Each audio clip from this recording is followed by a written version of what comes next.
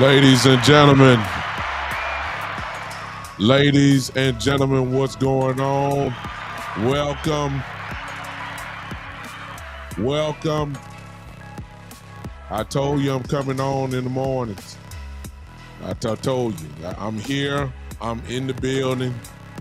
I'm here. What's going on, everybody? Welcome once again to the Big Time Show. As we are gathered here today, talk about the star and those who wear it, the fan base of those who carry their fandom to that star. I didn't make sense of what I just said there, but y'all call it with you. I feel it today, y'all. What's going on? I'm here as a person that is not going to make everybody happy today. I kind of teased it Saturday. I need you guys to share this today. I want y'all to share it because you're going to hear a real Cowboy fan give his honest opinion about things that you may not agree with. Now, it does not mean that I'm 100% wrong, and it definitely does not mean that I'm 100% right. A lot of you will not agree with me. I can tell you that right now. But this is what makes up a good show. And it's not done just to be spiteful or just trying to get shot or clickbait. You should know me by now on this show. I'm going to tell you as it is, the way, of course, that I see it. Some people will agree, some people will not. But I want to make sure that I preface this by saying that I love Dallas Cowboys. I always have, always will. It's in my heart. It's been in me for a long period of time. The age of 4 years old. I'm 52 now. That's a long time. I've cried. I've shouted. I've had much happiness. I've had much pain. I've cheered on the best players and I've cheered on the bottom of the barrel players. I am a Cowboy fan. I don't know nothing else. The only discrepancy that you may have with me is that I am my favorite all-time player, however, is not a Dallas Cowboy. My favorite all-time player was the great Ray Lewis from the Baltimore Ravens. Loved him. Loved the way he played. We're about the same age. I'm not, don't get me wrong when I say this now. Don't get me wrong. Just listen to what I'm saying. I'm just barely a little older than Ray. I played the way Ray played.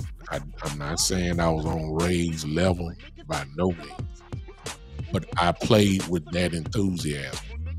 I played with that fire. I was considered a leader on the team. I talked trash. I played just like Ray did. Not to his level, but I was one of them dudes here in Memphis, one of those guys here in the state of Tennessee.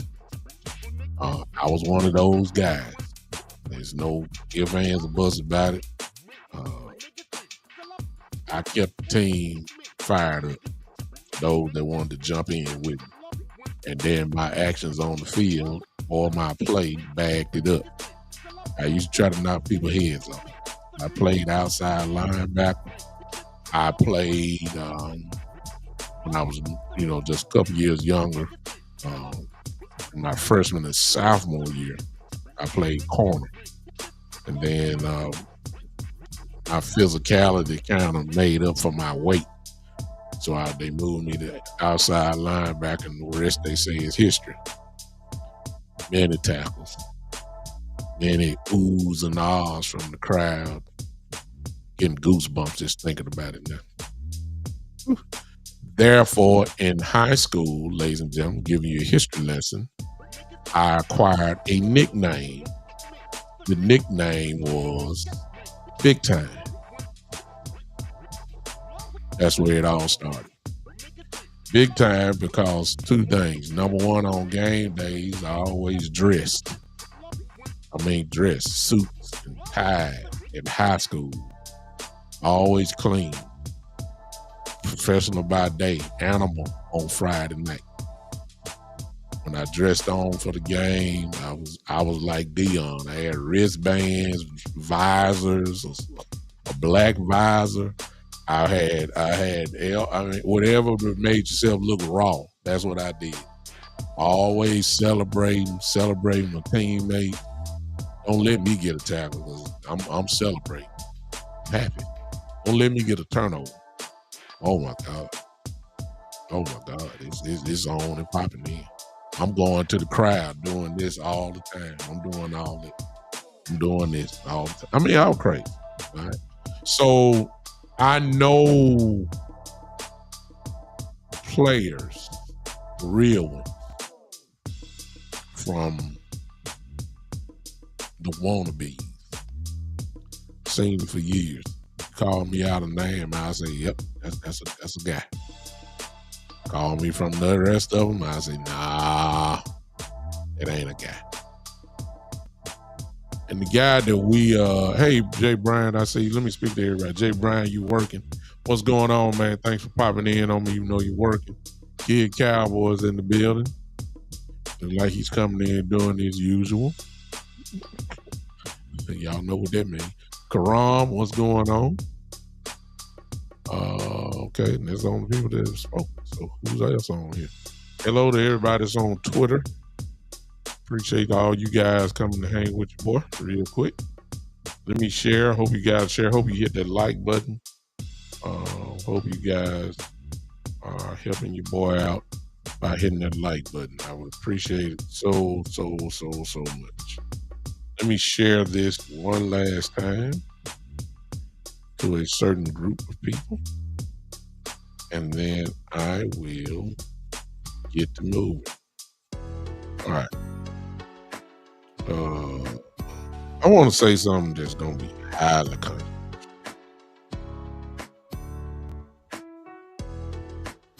It's going to be controversial.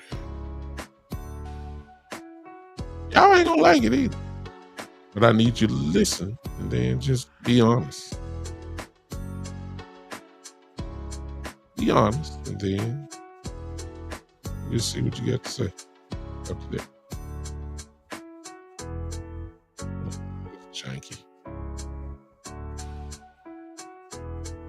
All right. Let's go to work. Joe, what's up, man? Appreciate you, man. I appreciate you. Let's see if I can do this real quickly.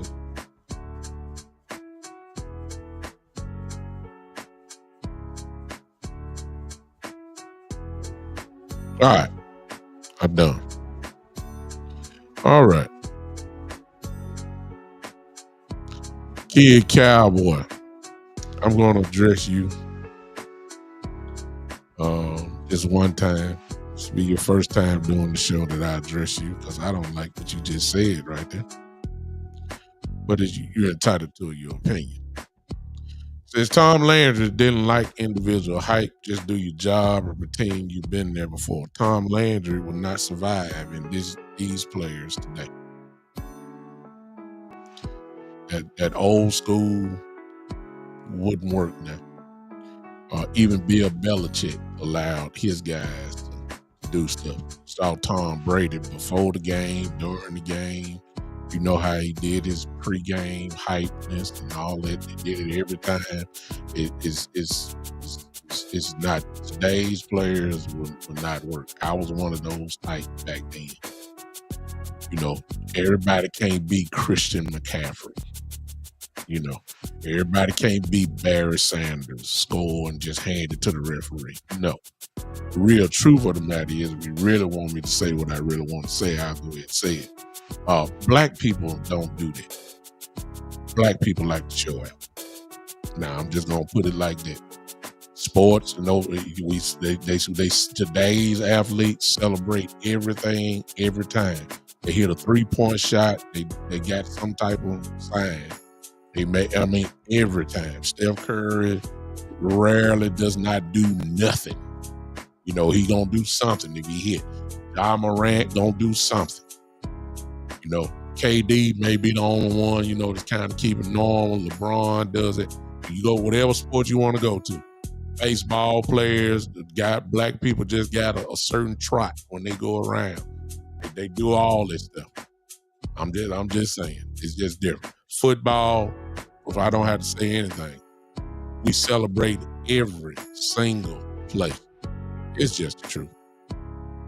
So, this is today's athlete. I don't have to say anything about the college football player athlete. I'm just not saying it's just black folks, white folks do it too.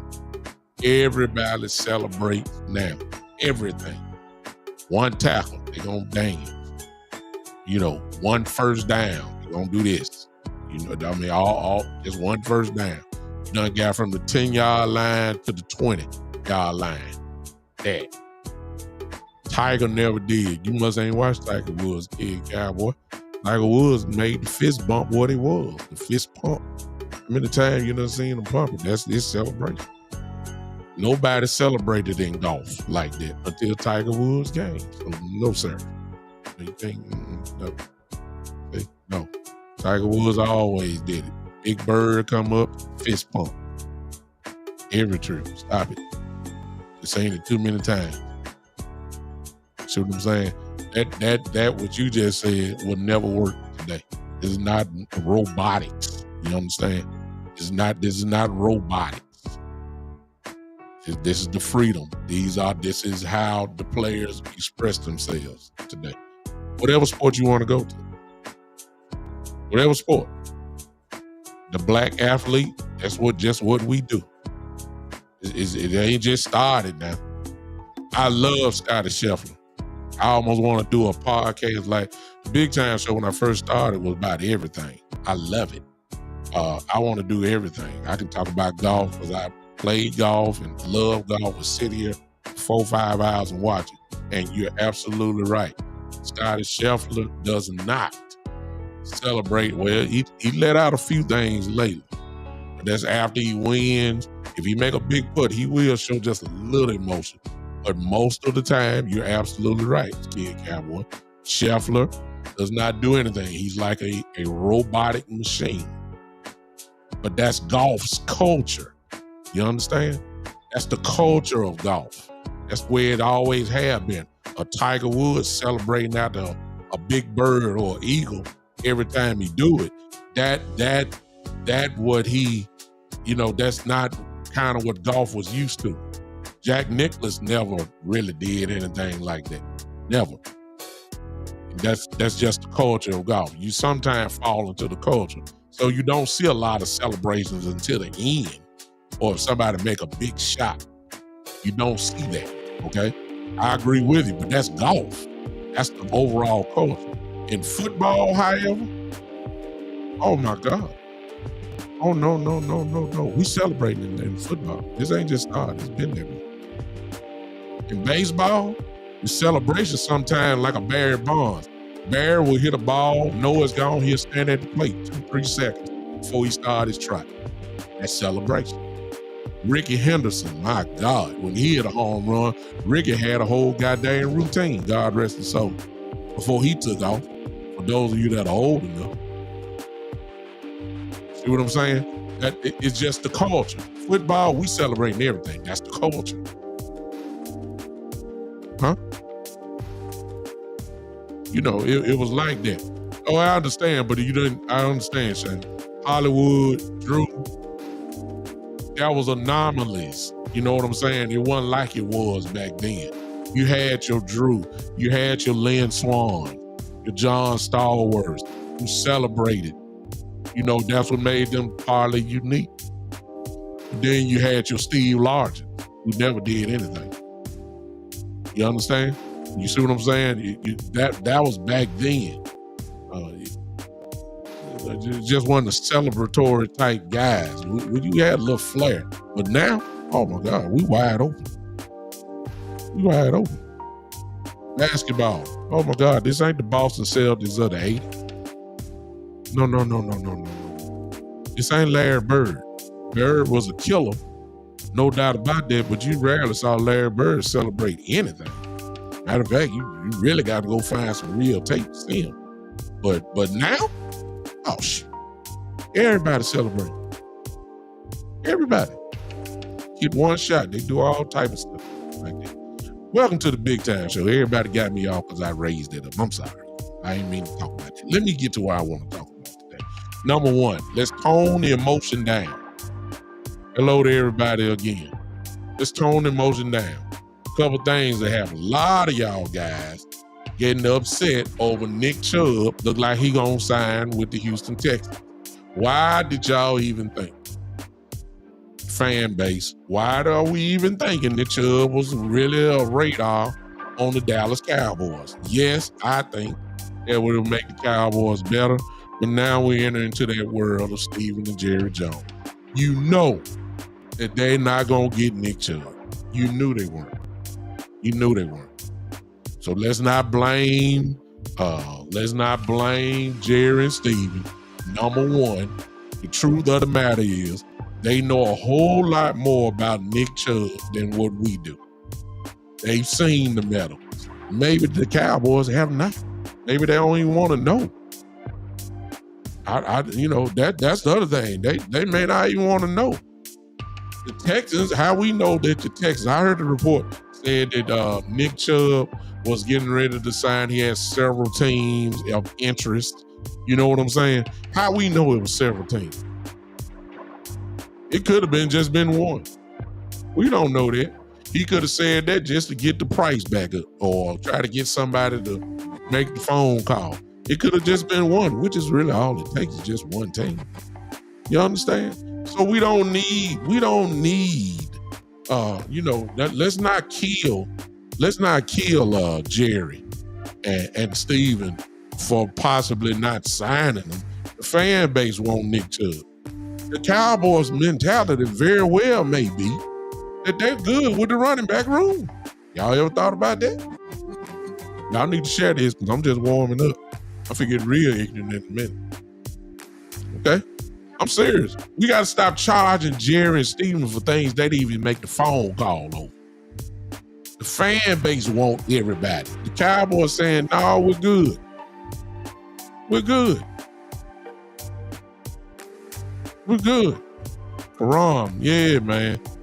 I saw your comment right there. I got to say that because you remember last year I was saying, do you ever notice when Overshawn make a play or Leo Fowl or Micah, nobody celebrates. It's just them celebrating. Like I used to play a defense, man, where if a dude make a tackle, all 11 of us would go celebrate him, pile up on him, jump on him, high five here. You know, I'm serious. That's the way, since I said Ray Lewis was my guy, I don't have to remind y'all of the Baltimore Ravens defenses. When somebody made a play, man, everybody. It was just that college-like feel. You know what I'm saying? Somebody make a big play, a loss of yard, nobody, it's just that person. Everybody get back in the hook. We need that college football type feel.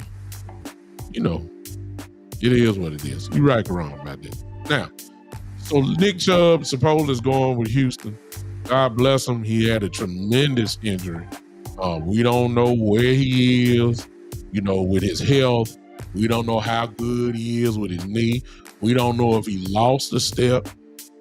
We just don't know. We'll see. We'll see. And we'll, we may, I ain't gonna say we may regret it because he may have not even been on our radar. Period. See what I'm saying?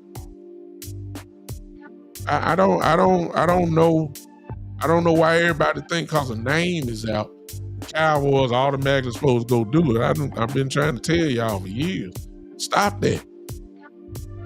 We can't hire everybody.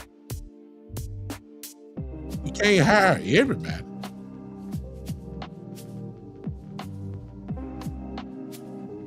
You know, we can't do that. Everybody can't come to Dallas. Ain't no money like that now. Stop it. Even though Chubb probably gonna cost for cheap. I'm gonna go ahead and say that right now. Chubb is gonna be cheap. You know what I'm saying? Chubb will be cheap. I guarantee it. I guarantee Nick Chubb's contract is gonna make y'all mad to see what he signed up for. And y'all gonna be saying, God dang. But see, Cowboys may like Jadon Blue. Cowboys may like Deuce Vaughn. Cowboys may at this point like Hunter Lemke. I mean, I ain't saying I agree with it. I'm just telling you the way they thinking. Cowboys may like Javonte Williams. They don't want Nick Chubb. Okay? So let's calm down on that one. I already saw everybody. Why the Cowboys didn't do that? Because they didn't want to. How about that? Number 2, saw that my fraternity brother, Kappa Alpha Psi Fraternity Incorporated, Jair Alexander, all-pro cornerback, looked like he's going to be released by the Green Bay Packers. All right. There's a big name there. There's a former all-pro at the cornerback position. Would he help? I don't know if he would help or not. Jair, for the last 2 seasons, listen, ladies and gentlemen, Jair Alexander has only played 7 ball games in the last 2 years. Excuse me. Isn't there 17 games in the season? 17 plus 17, that's 34 games. And you only played 7 games out of 34? You sure you want to sign a guy who's been in it? And I love Jair when he played, but why are we as a fan base? Why are we so in love with signing guys who come to the table injured? Can we get a healthy guy? Can we? Can we? I mean, I love what he did at Green Bay, except when he played us. But I'm just saying, the last 2 years, you can't dismiss the fact that Jair Alexander has only played 7 games in the last 2 years. That's not good. Why are we trying to get injured players? You already got Diggs, who's injured. You got Revelle, who's injured. Why are we in such a rush to add that? If you're gonna go get Jair Alexander, why ain't y'all crying for Stephon Gilmore then? I'd rather have Gilmore than Jair. At least Gilmore is ready to play. I'm just saying. I don't want no injury-prone guys. We done that for too many years. Sean Lees of the world, the Jalen Smiths of the world, the DeMarcus Lawrences of the world, always injured. I'm tired of that. Give me somebody at least gonna be able to play. I don't listen like Diggs. When is Diggs gonna play, y'all? I mean, is Diggs gonna come back before week 10? I mean, come on now. That's not benefiting us. The best ability is availability. I don't want no more injured guys. I'm sorry. Jair was a great player when he was healthy. Unfortunately, we don't know where he's at, because I've already seen people say, hey, sign him up. Sign Jair up. He'll fit the bill. He'll be perfect. I don't know. Would he be cheap? Probably, yes. Could you sign him for a 1-year contract? Okay. Yeah, okay, what if he balls out? up there. You know what I'm saying? I don't want, I don't want the name with the sacrifice of him probably playing for the first time in week 8. I ain't got time for that. I don't have time for that. If you just want, and for those, and I'm just saying that because the fan base is lit up. The fan base is lit up with people who are already crying for Jair Alexander. And I'm saying, okay, the dude has only played 7 games in the last 34 games. 7 times he lined up on the field. And he ain't, why you think the Packers releasing him? Because they saying he's not on the field enough. We don't need to add that to already a cornerback room that already got 2 guys that's not probably going to be there at the beginning of the year, in Diggs and Revelle. Why we just going to add a 3rd one there? Just for the fact that and I understand the Cowboys love signing injured players. It's just that we got to kill that. We got to kill that. Shane, I will say that probably factor in the reason why he's not with Green Bay is because 7 games out of the last 34. I would think that's the reason why. Okay? That's what I'm thinking. So, like I said, my opinion is not the gold standard. I'm just saying I don't approve of us always as a fan base getting excited over big names who are primarily injured. Chubb falls into that category too. I know what Chubb did 3-4 years ago at Cleveland.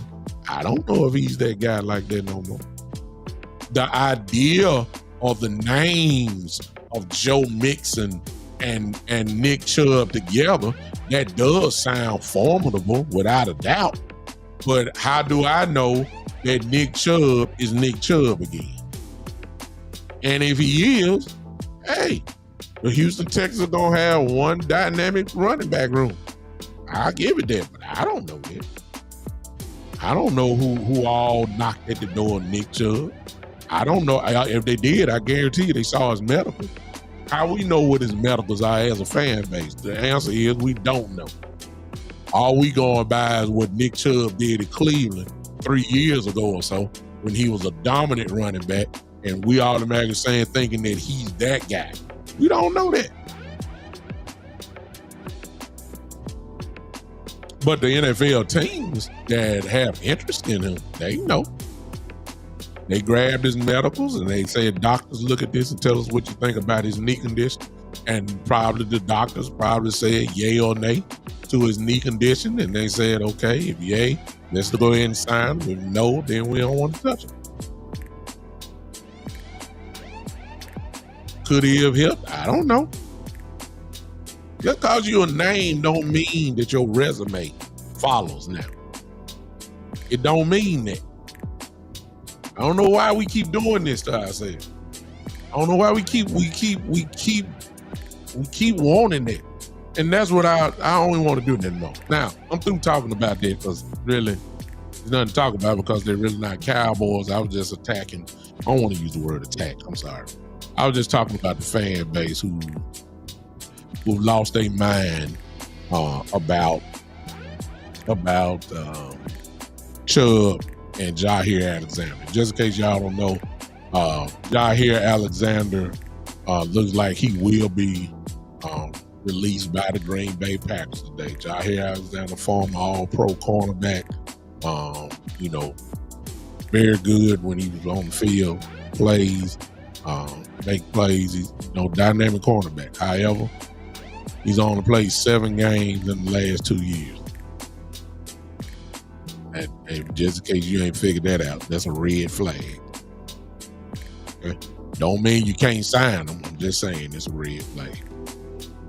Now you got to investigate what's inside that red flag and figure it out. It's the reason why he didn't play. It ain't because he didn't want to. It's the reason why, because he couldn't. And that's because of he's injury prone. And I'm tired of Dallas Cowboys signing all these injured players, waiting on them. The truth be told, let me go ahead and make some of y'all mad. We sitting here waiting on Overshawn. Love him when he on the field, but let's be honest and real. He's been injured since he's been at Texas. And he's been primarily injured ever since he signed his name to the Dallas Cowboys. He's almost in Sean Lee category to me already. Just a real what could have been. I mean, he is injury prone. I know y'all don't want to say it, but I'm going to say it and call it like it is, because if anybody else, you would have said it. DeMar and Overshawn, we sitting here waiting on him again.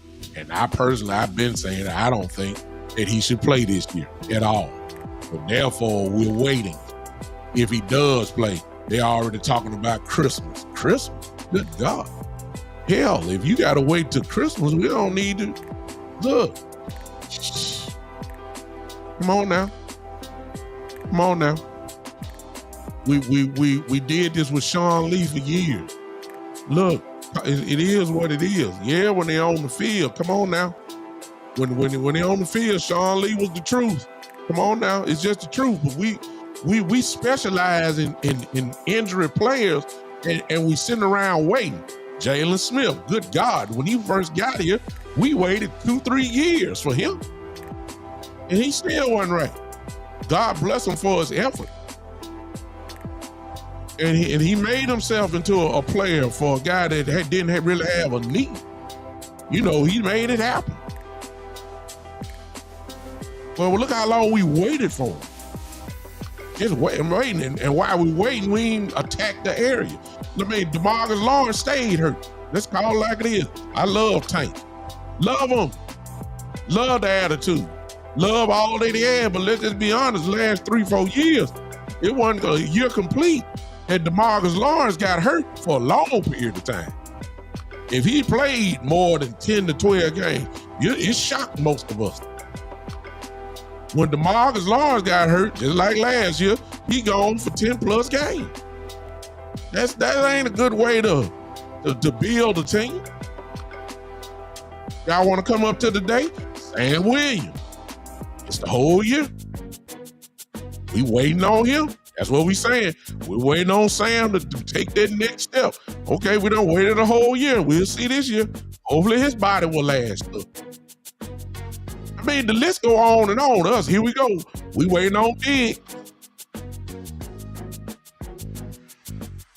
We waited on Van Der Esch. Y'all come on now. This is what the Cowboys do. And I'm saying enough is enough, man. So while you waiting, then you replace for the waiting game, you replace a B-level player or a C-level player. And while you're waiting on your proposed superstar to come back instead of addressing the needs of doing it. Damone Clark is another name. Come on now.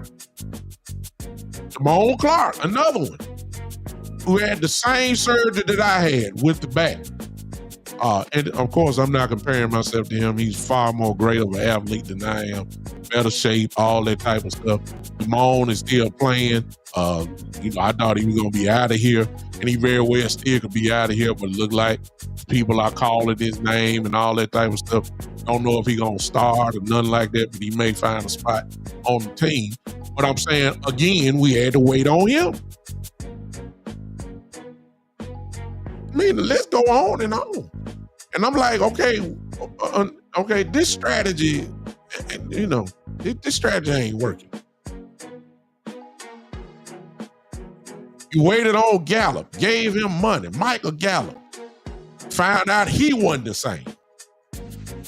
To the point where he left and then retired. Now he coming back with another team. But I'm saying, like,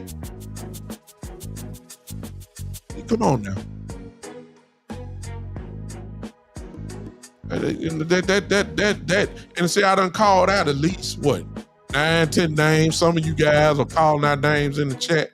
All the names are true. And I'm saying, like, that's a bad pattern when you start talking about building the team. So again, why are we so excited? Because the reason why you're excited is because you're used to the Cowboys going after players like that, a Nick Chubb or a Jair Alexander. I get it. But I don't want to sign nobody that we gotta wait for. I don't want to, we already waiting on too many people now. Forget that. All right, I'm done with that. Now let me get to what I really want to talk about. Party gonna make y'all mad. If you haven't shared, you might want to share right about now. Let's go to work. Y'all finna get mad at me. I might even lose a few followers today. Listen, if you follow me and I make you mad right now, I'm sorry. I hope you don't I don't lose your subscribing or your like. As if you follow me on Facebook, I hope you don't discontinue to like the show. If you're on YouTube, I hope that you will allow me to, still be one of you guys on that, okay? All right. Micah Parsons. I had a conversation with my friend Marlon, who's been on this show a couple times, Cowboy Marlon. And he called me. And I had to straighten him up because we almost got into a little debate on Micah Parsons. And I thought it was so good that I need to bring it here. Because I went against the grain. And it's really the way that I feel. Because he was talking about, of course, Micah getting paid, and he will get paid. He will be probably the highest paid defensive player of all time. It's coming. That's not worth debating because that's going to happen. Whether the Cowboys are the team, even though the Cowboys will be the team, or elsewhere, Micah Parsons will be the highest paid guy coming up. It's just his time. It's going to happen. And let me throw this little in. They better do it before the kid in Cincinnati gets signed. Hello. Because if the kid in Cincinnati gets signed first, the price tag is going to go up even further. The Cowboys need to sign him now. And then Henderson will be Trey Henderson, whatever his name is, Cincinnati. He will be the highest paid defensive player once his time comes, which is now. Cincinnati is going to have to pay him. It's going to happen. Okay? So it's just going to be a role reversal. Whoever come up first, they will be the highest paid player. And whoever comes right after that person will be the highest paid. It's just what it is. Joe says, do I think Diggs will be back this year? Yes. They just don't need to rush him like they don't rush to everybody else. They don't need to rush him back. He had a very, very serious knee injury. He didn't have an ACL. He had a microfracture, which is worse. It's more cleaner, but the recovery time is a little bit longer than the ACL. Exactly. Whoever signs first, the other one will outdo that contract. So if Hendrickson from Cincinnati signs first, Micah Parsons is going to be laughing because his money just went up again. He's going to get that above Hendrickson. If Michael signs first, Hendrickson is coming right behind him. He's going to be the highest paid. So it's going to be like, that's really all what's going on. They wait. Who going to sign first? That's really what it is. The other players saying, let's wait and see Michael get paid first. We'll come over the top of him. Michael probably saying, let's just wait and see what Hendrickson's going to get paid. We'll come over the top. That's all what's going on. But that wasn't the argument. Micah Parsons is going to get paid. And I believe he's going to get paid by the Dallas Cowboys soon. It'll be before, even if it's on the day of the game like they did Dak Prescott. He's going to get paid. He's going to be a very happy man. He's going to be a very rich man. And he's there. Let me preface this by saying that Micah Parsons is a different ball player. He's one of them dudes that don't grow on trees. In other words, he's special. He's different. He's different.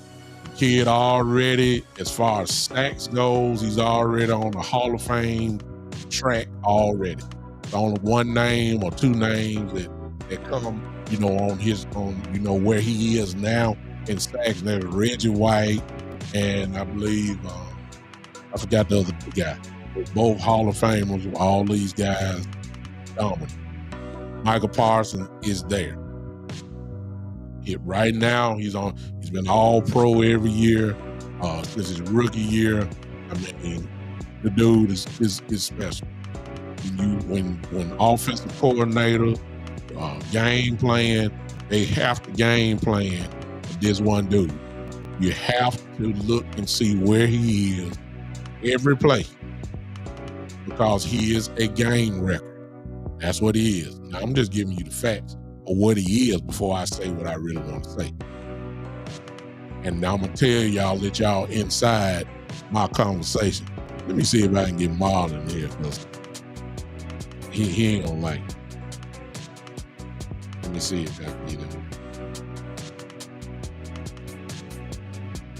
Because maybe he can bring his points out. I don't think he is. Just going to tag. Hopefully he'll get that notification come in. Y'all share, because it's going to get hot in here. So the conversation was saying, why hasn't the Cowboys paid him? And I just said, look, it's ego.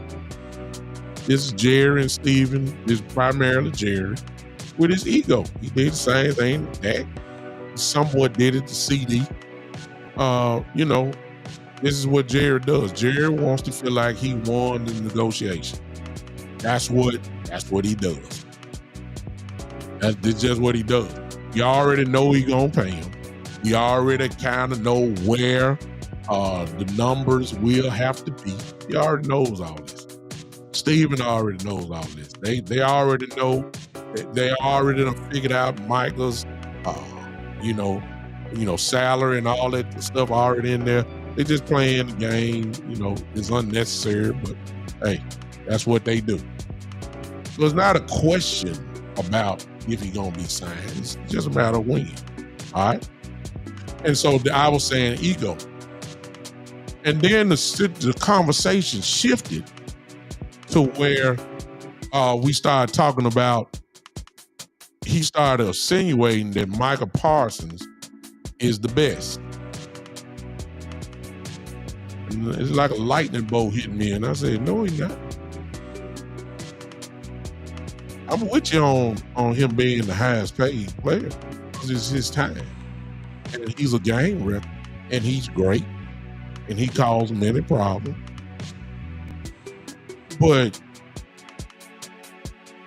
he's not the best defensive end in football.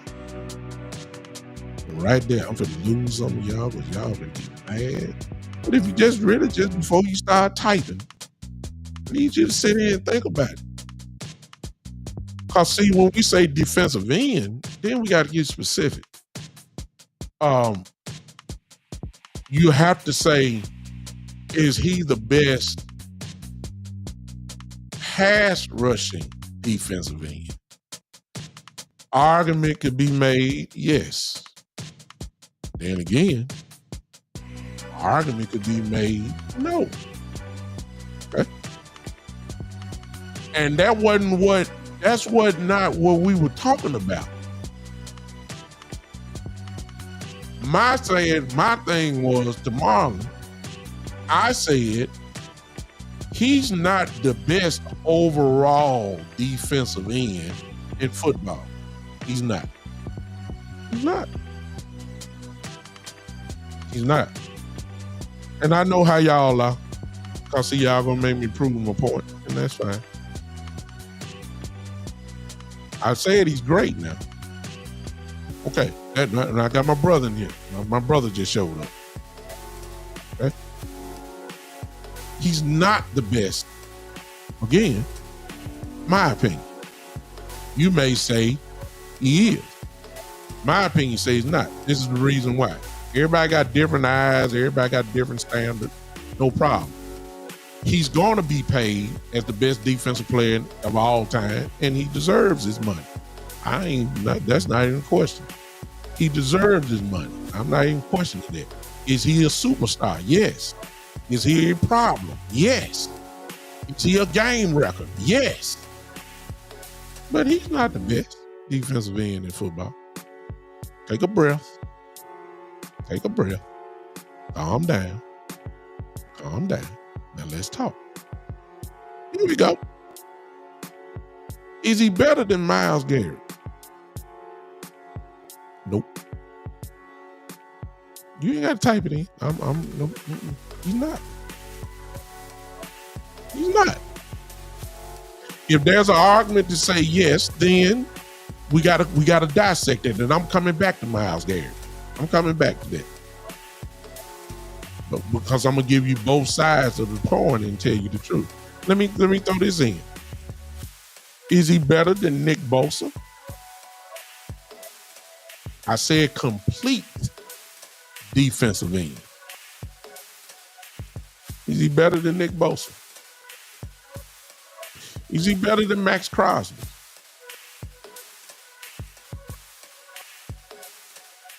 Is he better than TJ Watt?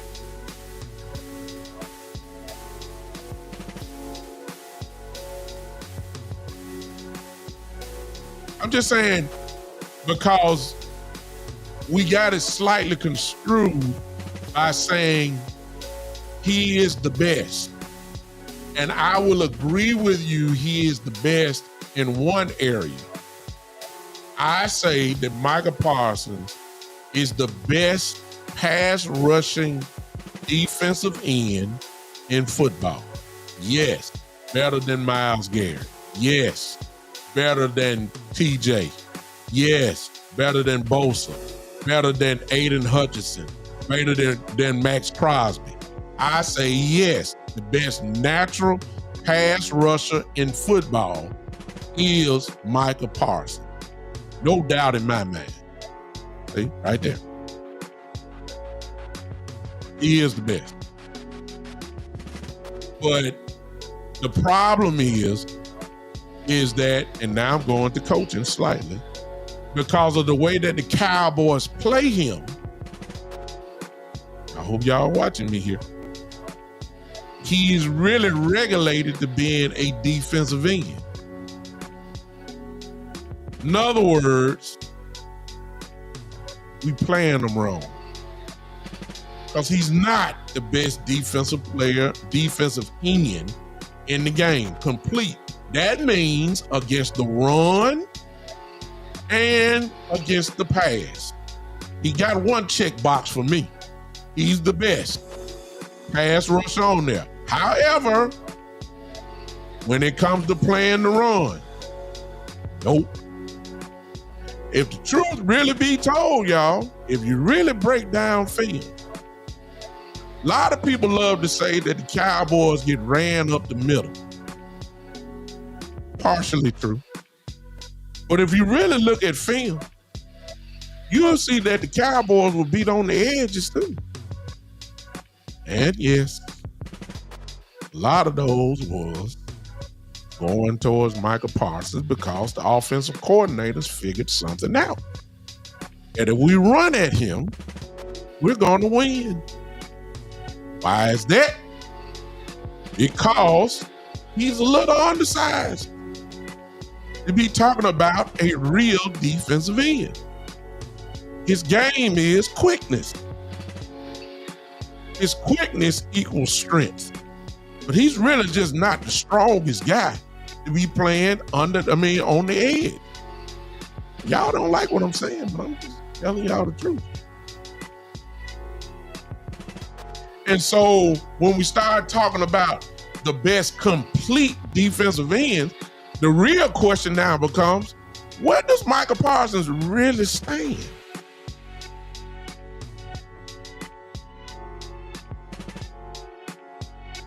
Is he even top 5 complete defensive end? I'll let y'all figure that one out. He's not that great against the run, y'all. Look, you want the real truth? Okay, he's a part of the problem. Ooh, did I just say that? Yes, I did. Because he got ran on. We keep saying we can't stop the run. Guess what? Micah Parsons was a part of that problem.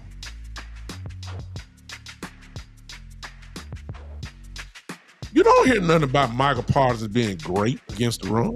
We've never heard that.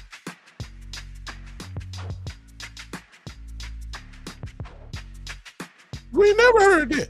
All these years, we ain't never heard nobody say, please don't get up here and lie in this chat. Talking about, yeah, we heard. No, he ain't never been recognized as a great run defender. We always gave that to DeMarcus Lawrence. That's what we said about DeMarcus Lawrence. He's incredible against the run. That's what we said about DeMarcus Lawrence. You ain't never heard that about when it comes to Micah Parsons. I'm not bashing Micah. I'm just calling it like it is.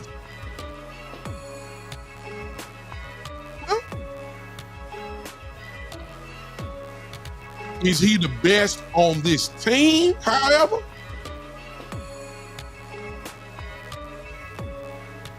Yeah.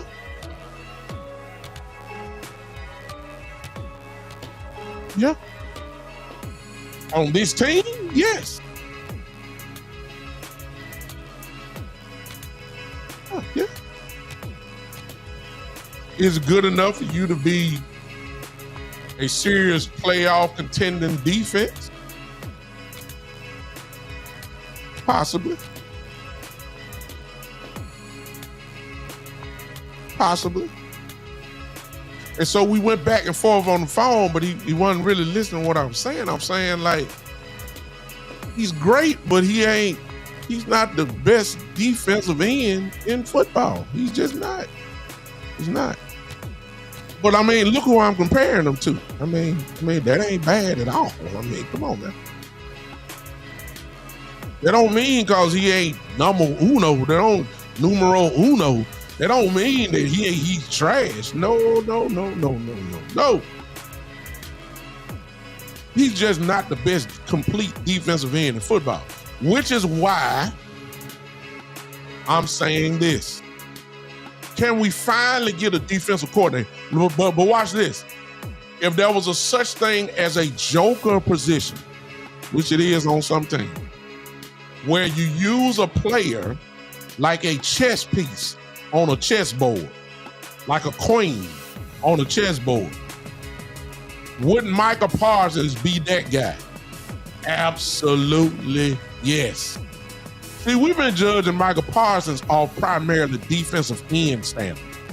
And I'm trying to tell everybody, and been saying, that Micah Parsons is way more than a defensive end. He is a guy that you actually can line up between defensive end, up the middle, in the A and B gap, like y'all see him rush all the time. He can line up everywhere. He can line up as an outside linebacker. He can line up even as a middle linebacker. That's where he needs to be. Can we finally get a defensive coordinator that can open up his game, that can take him to the next level? As long as we just line him up on the end, he'll get you double-digit sacks. It's going to happen. He's going to line up in the middle and rush up the A gap. It's going to cause all kind of problems. That's going to do it, but this is what his stat line going to say. He'll have 14 to 15 sacks.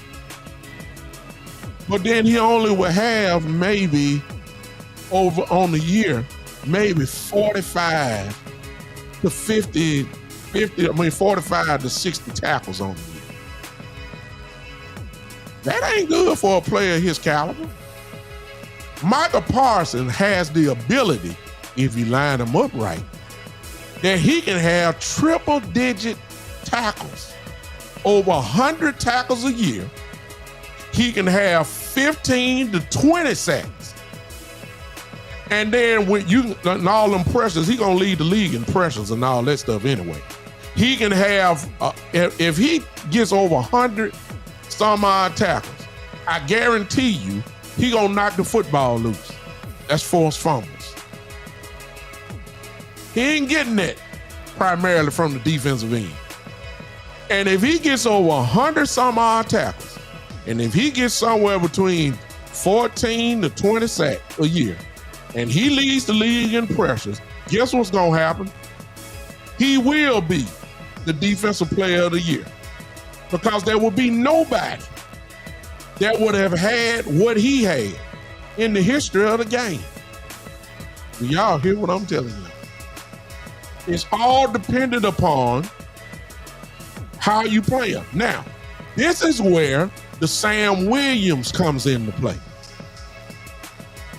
Because Sam Williams, your Marshawn Nealons, your Dante Fowlers, those guys come into play now. Because while they can play defensive end, Micah Parsons can slip to linebacker. If you got defensive tackles and Micah Parsons is able to run free, ladies and gentlemen, he is going to have healthy, if he's healthy, of course, he is going to have over 100 tackles this year. Something that we ain't thought about.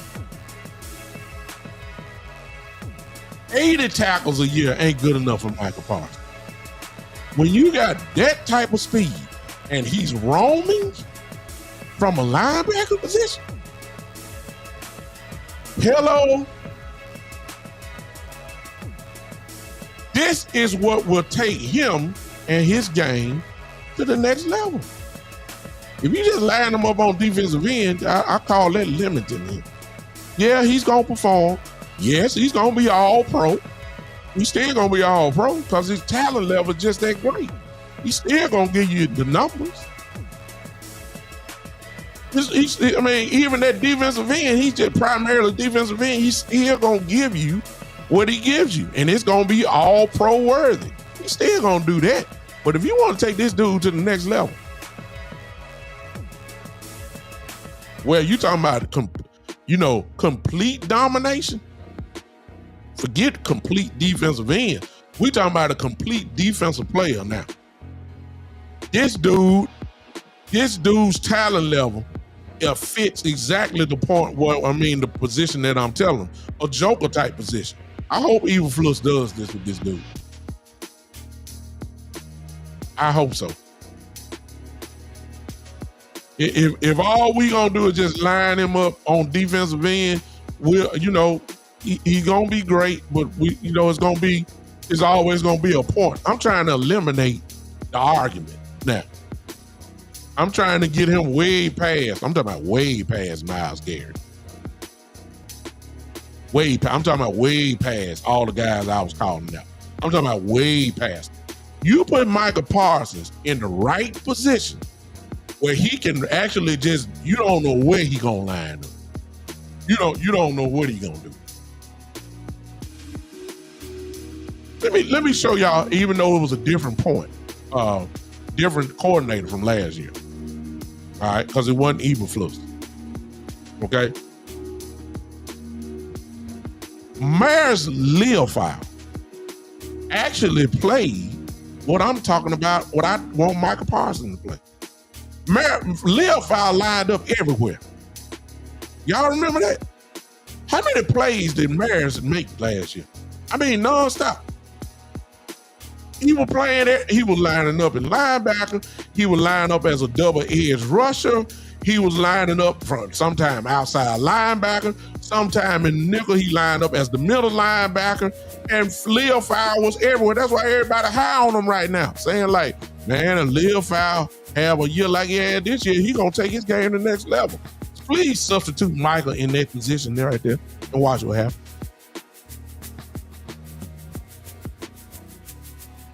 That's what Leofau did last year. And we were going crazy over Leofau. Look like every time he called on, you see that hair just bouncing. Like he was Troy Polamalu or somebody. That's because they had him lined up everywhere. He was going, right side, left side, blitzing up the middle. He was a double edge rusher. Sometimes they lined him up right beside Micah Parsons. Can we please substitute Michael in that spot right there? Please. Please. And the saying was that you're going to line up Micah Parsons on the worst offensive lineman. Yes, that's a good matchup problem. But what I'm saying is, listen, Micah Parsons is a bad matchup everywhere. Right tackle, bad matchup for the right tackle. Left tackle, bad matchup for the left tackle. Up the middle, he too quick. Blitzing up the middle, bad matchup there. Linebacker, you don't know if he's going to drop back. You don't know where he's going to blitz, if he's going to blitz from a twist, if he's just going to flat out hit a gap and go ahead and get everything. You don't know what this dude finna do. You don't know if he's going to be your quarterback spy. Hello, Mr. Jalen Hurts.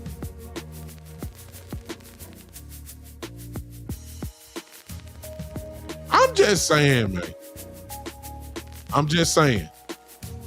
If somebody will unlock the key to this guy, we'll be talking about a whole different level of Micah Parsons. And if I see a Joker type position that he's kind of playing, I will be the first to come on here and say, ladies and gentlemen, I'm putting it down right now. Micah Parsons will be the defensive player of the year. And I'm going to even take it a step further because he's that dominant of a player if you unlock the key. I'm going to say that don't be surprised if Micah Parsons, watch me right here, gets MVP votes for the entire NFL. I ain't say you're going to be the MVP. I'm just saying he could be the first defensive player that seriously is in real consideration for being the MVP of the league, just like Lawrence Taylor did back in 1980. That's how dominant Micah Parsons can be. You just got to put him in the right spot.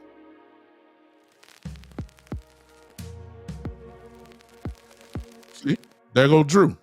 See, I'm not arguing with Drew. Anybody gonna disagree with what Drew just said here? And I already said that earlier. That's why I want him in the spot like I'm talking about. See, I put him at stand-up as a linebacker. He gonna be a problem. Oh my God. 100+ tackle. No question. Still gonna get.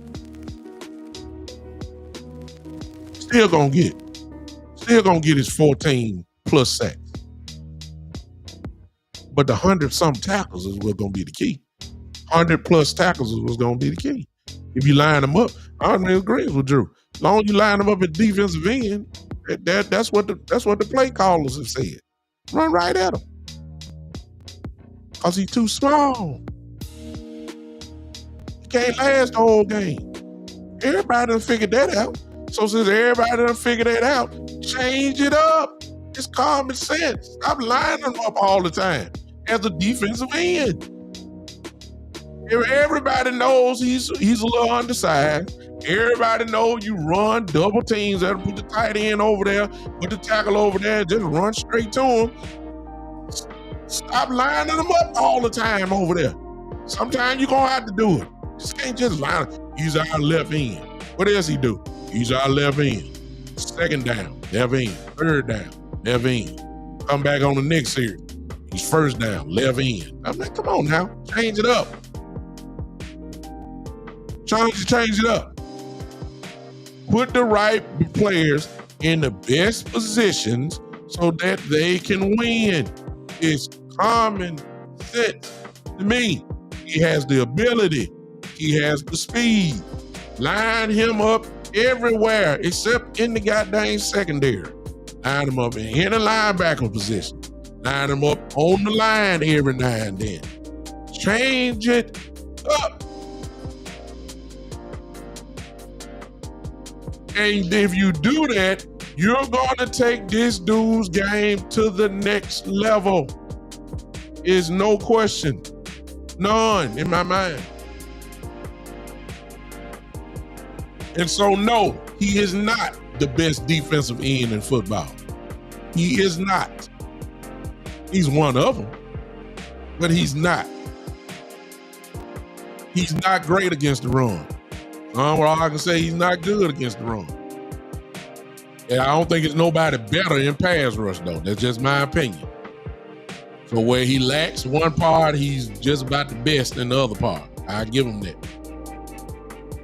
He's not the the most complete defensive end in football. He is not.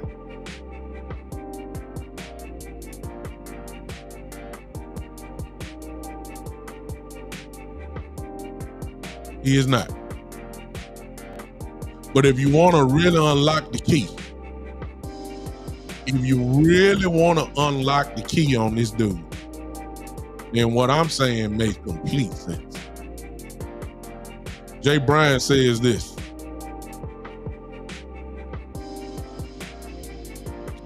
He says linebacker requires study. He doesn't want that. So they went and got another pass rusher to be opposite to him. If you shift the blocking, they think they can make you pay with Donovan, the rookie from Boston College. Well, until that happens,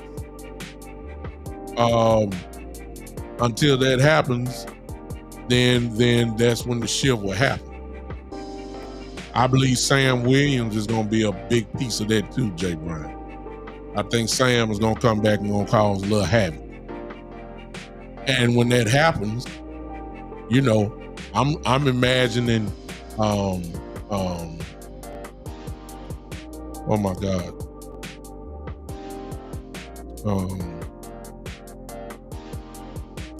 My head just had a brain fart. I'm imagining Fowler, for instance, Williams on the other end. I'm imagining DeMarcus,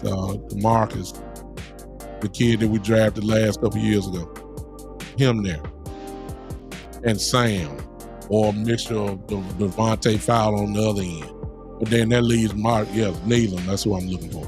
Nealon there, Fowler on the other side, Nealon or Sam Williams, where if they can handle the end parts, I ain't talking about starting, I'm talking about pass rushing. Well, that frees Micah up. He can go up the middle. He can double up on either side. This is what makes him incredibly dangerous. But to open up the next level of Micah Parsons, you just can't primarily line him up as a defensive end like we've been doing. I mean, you still gonna get the numbers. He's still gonna be a dominant player. I'm talking about comparing this thing to the ridiculous level. And this dude got the talent that he can make this thing a ridiculous type level.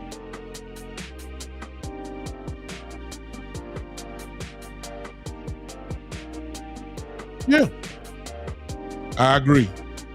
And that's why I say I'm expecting Sam to cause havoc, Jay. I know most of his coaching staff left out, he ain't got that out. Sam is too talented of a player. The only way that I feel like he won't be a talentless, his knee ain't right. If his knee is not right, then, you know, I get it. But if Sam comes back with the speed that he has and the power that he has, he can be a problem, a serious problem. So I guess I'm leaning toward he gonna be Sam Williams again. We'll know that a little bit later on. If he's Sam Williams, Micah Parsons becomes dangerous, even more dangerous.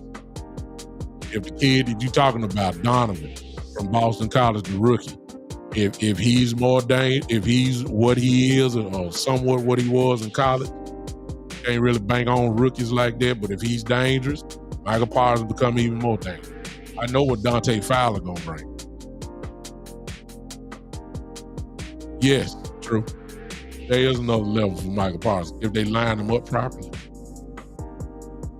If he can play linebacker, outside linebacker, primarily for me.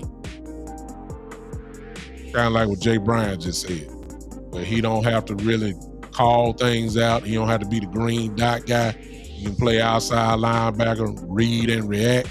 If he could do that, I'm talking about, see, Micah Parsons, I need to look this up. That's what I do. See, he's too good of a talent. He's too good of a talent where the stats, even though they are all pro stats, because that's all he's been, it don't mean that the stats couldn't be better. All right? It doesn't mean that it couldn't be better. For instance,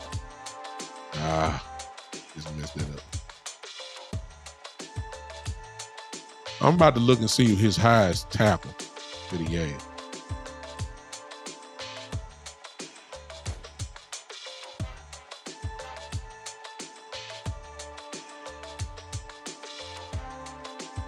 I mean, he's been all pro every year.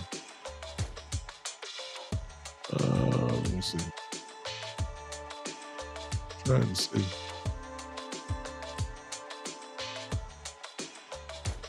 Trying to see what's his highest season in tackles. That's what I'm talking about. Y'all forgive me. I'm looking it up. All right, I'm looking now. His highest total, and it's going down. Listen to me. His highest total in tackles is 64 in a season. The very next year, it dropped in solo tackles. A combination, that means assisted. Okay, let me just start it. Matter of fact, let me just show y'all this so y'all can feel me. I don't know if y'all gonna be able to see it. Man, I'm in the wrong screen. Y'all not gonna be able to see this right. Y'all not gonna be able to see this. I even hate to do it. If I was in a different type of setting, oh, yeah,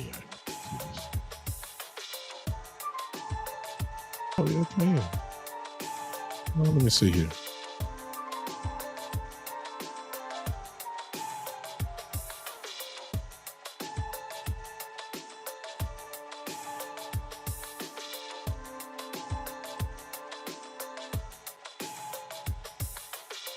Y'all wait a minute.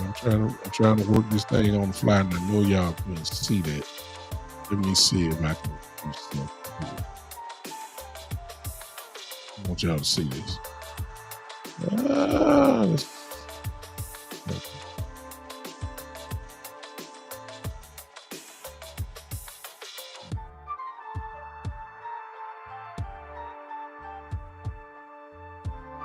Y'all can't see that. Okay, I'm gonna read it. I know y'all can't see that. I'm gonna read it. Just pay attention. If I was in the bigger frame, y'all would be able to see this. Let me see if y'all can see this real quick.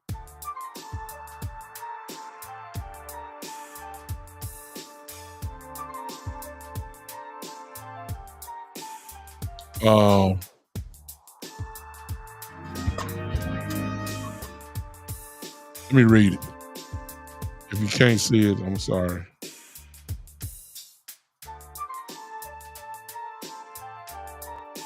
All right. His best year in tackles. It's a combined in 2021, his rookie year. He had 64 solo tackles, 20 assists. All right. So that equal out to be 84 total. Y'all can't see that. Okay. Y'all might can see that. I'm looking at it on the phone. Hey, put it in the chat. Can y'all see that? Can y'all see that? All right, the very next year, 2022, go over to the right there on tackles. You see it drop. See, he played all 17 games. It dropped because people got film on him, and it went from 65 combined. He only had 42 solo tackles, 23 assists. It's because they started running at him. The very next year, 2023, just a tackle lower, 36 solo tackles, 28 assists. That's 64 combined. Then last year, of course, he missed some games. He only had 43 combination, 30 solo tackles, and 13 assists. Look at all those TFLs. If y'all can see that on the far right, that's tackles for losses. I mean, that's very high. Y'all see the quarterback hits over there. Okay. So the dude, it ain't no question, this dude makes plays. However, what I'm saying is, y'all see those solo tackles? And we'll even go to the assists. If he's playing linebacker, then more than primarily defensive end, like a 3-4 concept, where he just line up as an end, man, if he lines up as outside linebacker, man, he could possibly get, that combination is going to be over 100. And if he gets anywhere around the ball, I'm saying some good things going to happen. Fumbles, forced fumbles, everything else. The tackle for losses is going to be even higher. That's how he take it to the next level, Drew. If he's a linebacker, if these defensive tackles do their job and can keep linebackers somewhat clean, Micah Parsons is going to have from 64 solo tackles. That would increase to at least 80. I mean, more than 80. And God forbid if I'm saying he can get over 100 tackles, which is the standard, the standard for a linebacker. I'm saying he can do that. And he's still going to get the sacks. He don't have to get 15, 16 sacks. Give me them same 13, 14 sacks right there. Give me over 100 tackles. Give me at least 30 tackles for losses. The quarterback hits are going to be there. The pressures are going to be there. Man, I'm talking about defensive player of the year now. Because he's going to be totally unstoppable. Y'all see what I'm saying? Y'all see it for yourself. If you can give me 100 tackles.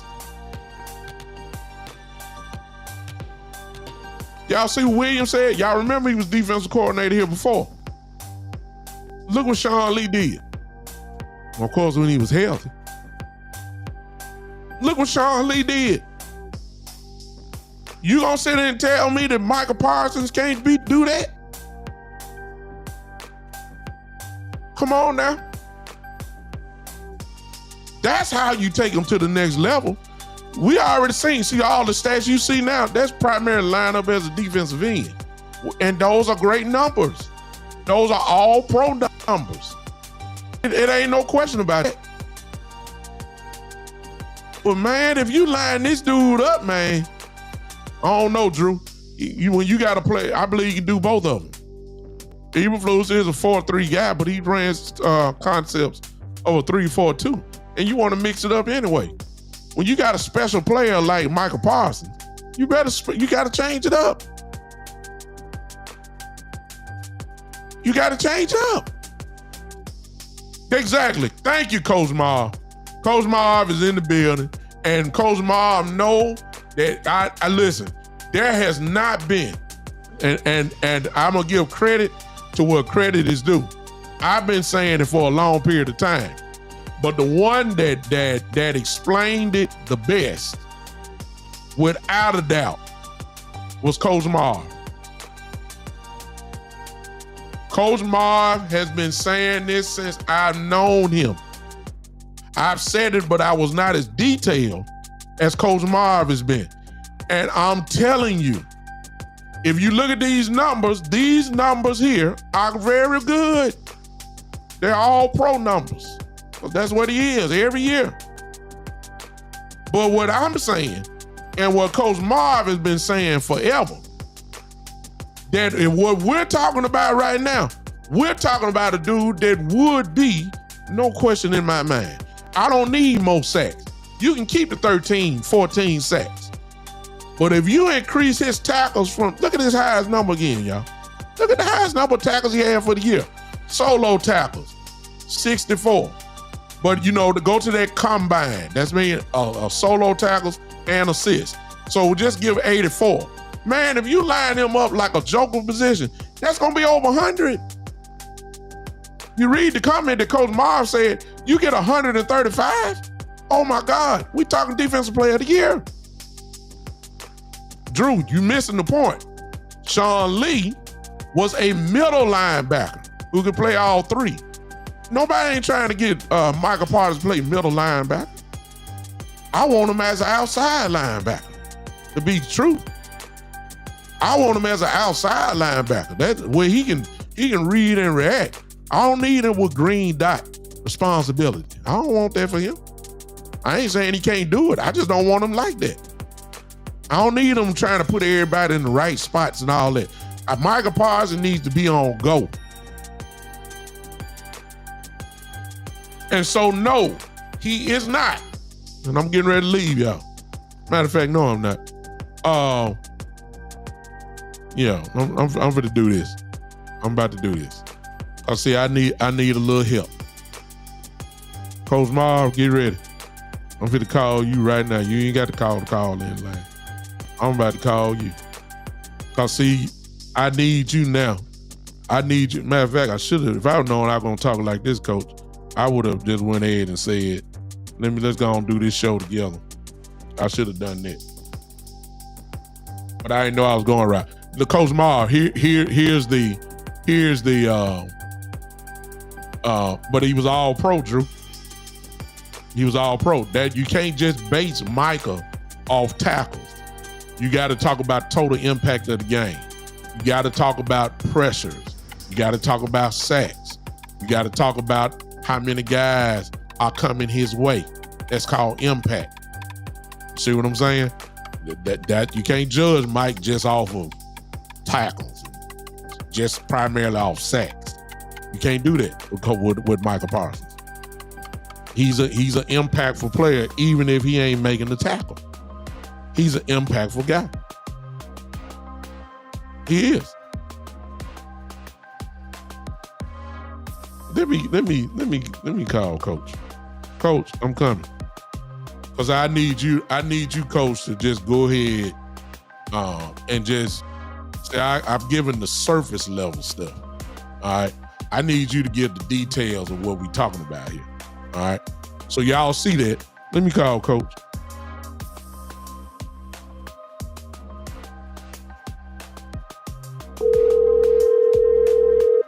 I hope y'all can hear that.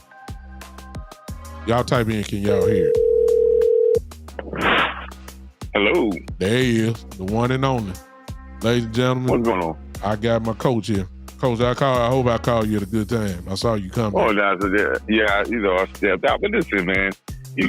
Coach, please. I know I'm going in your file and your Rolodex when it comes to you. You don't talk about this too many times. But just for the sake of argument, please tell us he's impactful as a defensive end. We know that. Right. But he's not the most complete defensive end because he can get flushed in the running game. Because he's kind of undersized. Then they run 2 or 3 guys at him, and then he disappears. Right. But if you line this dude up in everywhere, this dude can do something that we just ain't never seen before. That's what I'm trying to say. Go ahead, Coach. Okay, we want to talk about generational. Generational means you do something that no one else can ever do, and you set a trend where they compare people to you. Getting 20 sacks is not generational. But when Micah Parsons came in with the ability to be a top run defending linebacker, and then became with pass rushing skills of a defensive end, that could make him generational. I would say this: you want your best player to effect as most offensive plays that you can. Putting Micah Parsons on the defensive end, you run away from him, you block him. He does not affect that. He does not affect that play. That's why with him in the middle of the field, he affects every play on the field. Talk.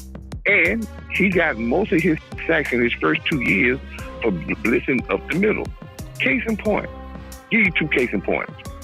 If you pull up Bobby Wagner's stats when he played for the Rams that 1 year, I think 3 or 4 years ago, he played for the Rams. He played in the middle of the field. Bobby Wagner had 130 tackles, 6.5 sacks, and 3 interceptions. You can't tell me a 30-year-old Bobby Wagner that you can't almost double those stats by a 25-year-old Micah Parsons. So this is what I'm saying to you. If he does that, if he has 130 tackles, 17 sacks, which could be very easily 17 sacks, maybe 3 interceptions. We've seen he could break up pass.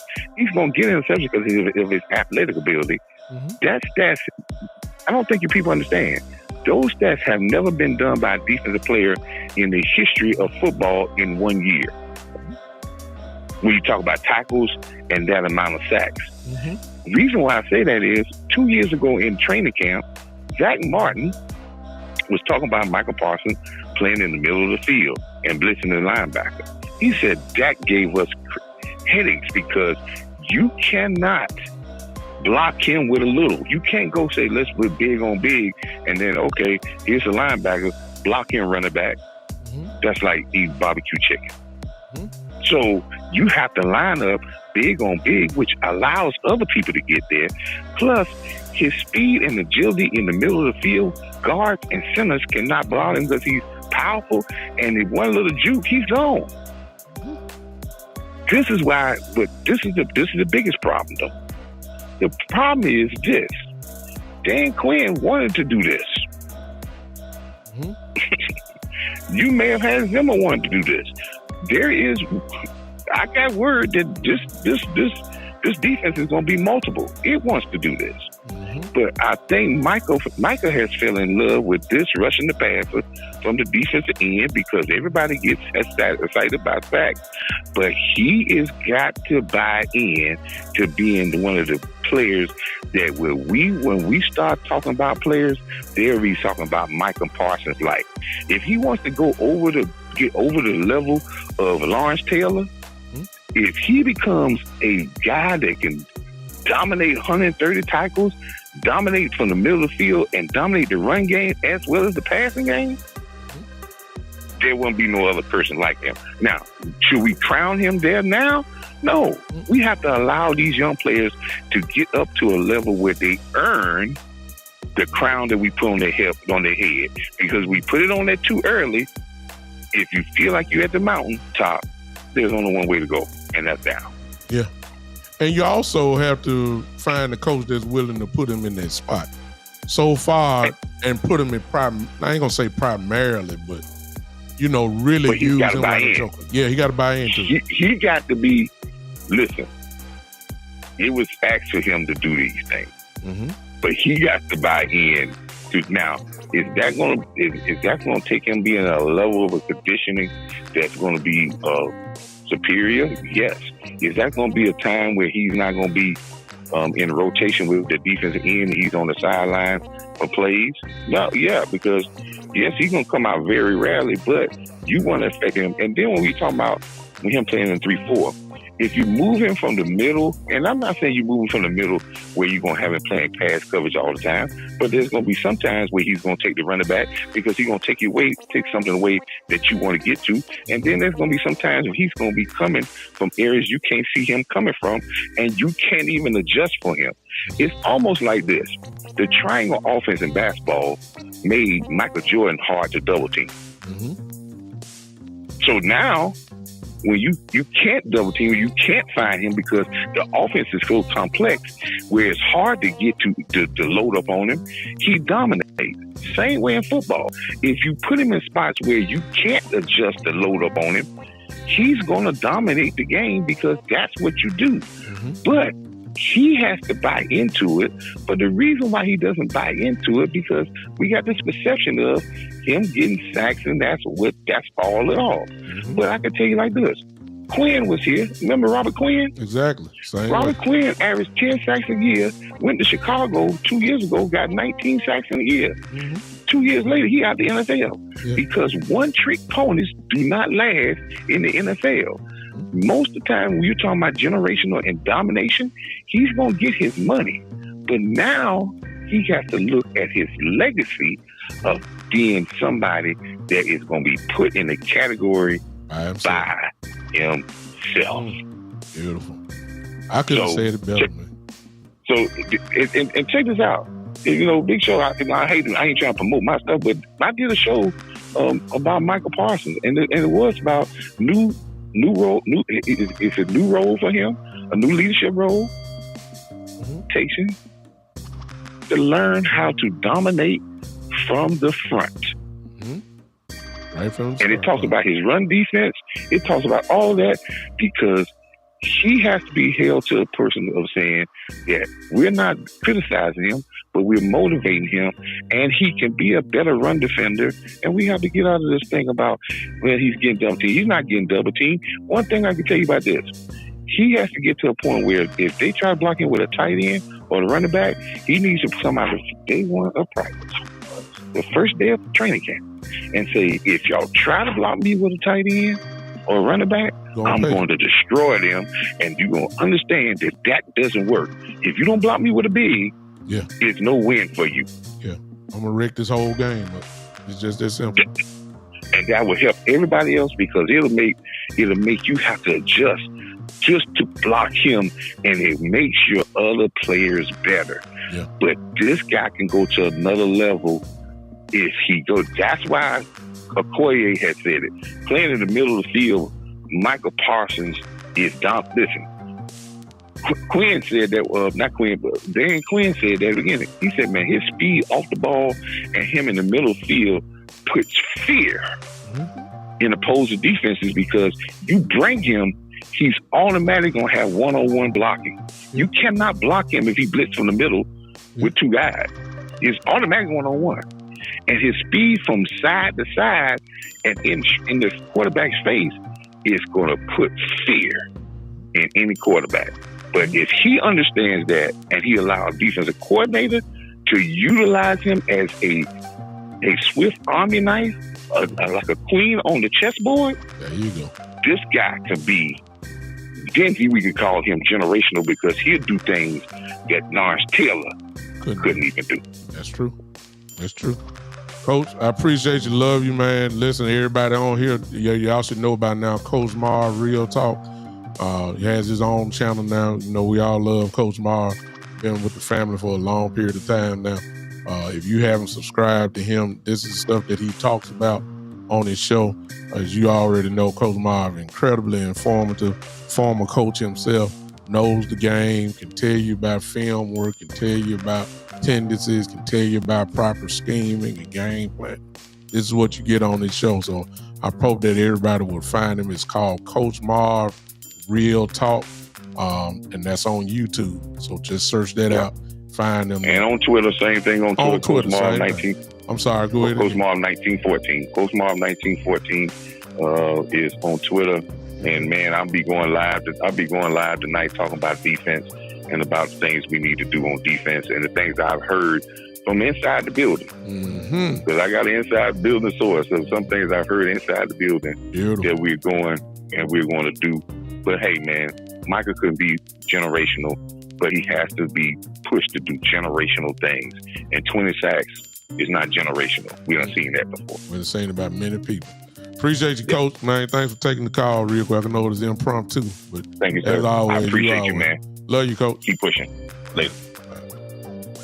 That was the one and only Coach Marv, y'all. Y'all know him. Just great. You know what I'm saying? We all love him. Every content creator. I mean, I don't know too many content creators that don't like Coach Marv. I mean, something wrong with him. If you don't like him, something wrong with you. I mean, it's just that simple.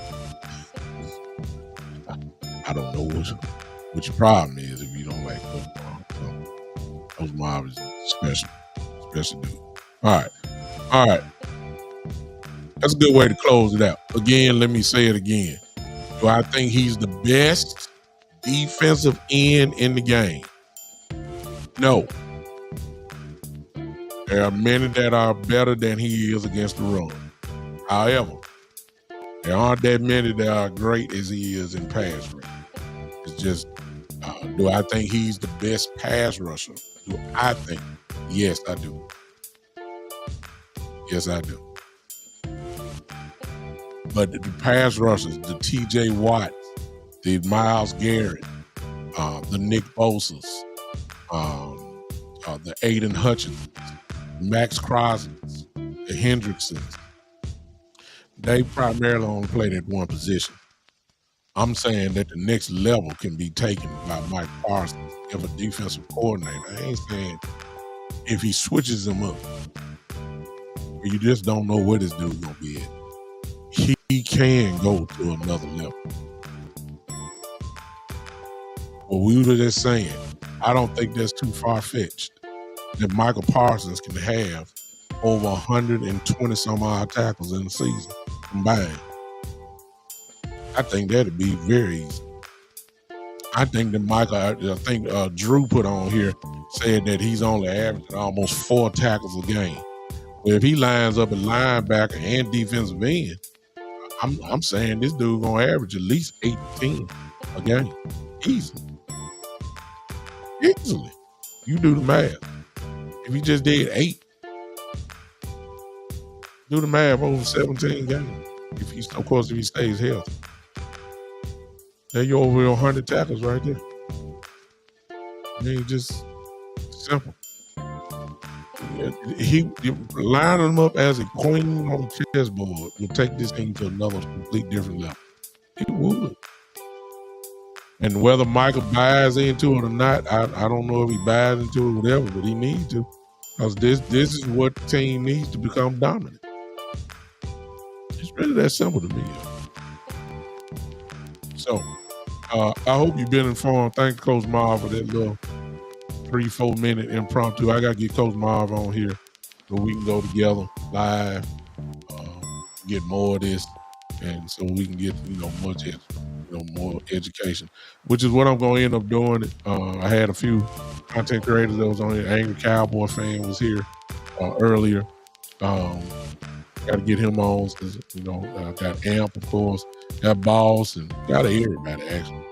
And then the landlord. So I got to bring some combinations in here so we can talk as we get ready for mandatory minicamp coming up on tomorrow. The fun will begin for real tomorrow. So let's get ready for that. I'm quite sure I have something to say concerning that. Few position battles that are important. That I think there's going to be heavy competition on, and we'll see how the guys do. At least we'll be hearing from the coach and everything. All right, man. I appreciate y'all, man. Thank y'all for hanging with me. We'll try this again. It might be as well as tomorrow. We might do this tomorrow. We might do it tomorrow. So, all right. Until then, ladies and gentlemen, man, I appreciate you. Okay, let me get that last comment. Jay Bryan said my last thing don't be so focused on where he lines up. He is also to attack gap wherever end he's lined up on. Zimmer showed that last season. Absolutely true. That part we know that's a part of his game. I'm saying expand it. That's all I'm saying. That type of talent, I need that type of talent. I think it's robbery as I look at his stats, even though they are all pro stats. I think there's so much more he can do. As Coach Marv said, though, he got to buy into that. And he very well may have not wanted it because he knows defensive ends, the pass rushers, make the most money. Linebackers don't necessarily do that. You got to be a dominant guy like Aaron Donald or Chris Jones from Kansas City. And then, of course, every pass rusher that was worth anything, they made good money from the defensive end position, and maybe he wanted that piece of that pie there. What Coach Marv is saying is create your own lane. That's what I'm saying. I agree with him on that. Do something that nobody's ever done before. You create your own lane. Might not have the best of both worlds. You still have your sack number, and you have, real linebacker number. And good Lord. Hello. All right. I appreciate y'all. I hope y'all had fun with me. I hope y'all don't throw me away. Because I want to get some of y'all saying Micah Parsons is not the best. Hope y'all don't kill me. I just call it like I said. All right. Appreciate y'all. We'll do this again soon. Keep them notifications on. And we'll be back at you. Until then, ladies and gentlemen, this has been the one and the only, the Big Time Show.